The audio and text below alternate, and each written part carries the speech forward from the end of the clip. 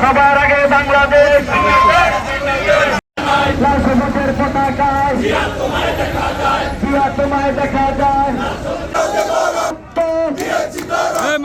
রক্তের বন্যায় লড়াই চাই আসতে হলে লড়তে হবে ভাই সরেন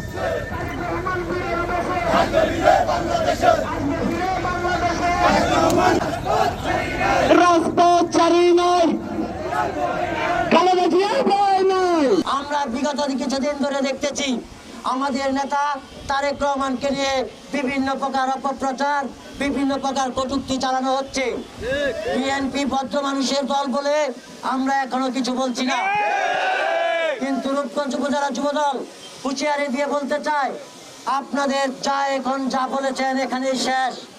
আর যদি কোনো প্রকার বিএনপির বিরুদ্ধে কোনো প্রকার অপপ্রচার চালানো হয়, আমাদের নেতা বাংলাদেশের প্রাণ জনাব তারেক রহমান বিরুদ্ধে কোনো প্রকার কটূক্তি করা হয়, তাহলে কিন্তু যুবদল ঘরে বসে থাকবে না।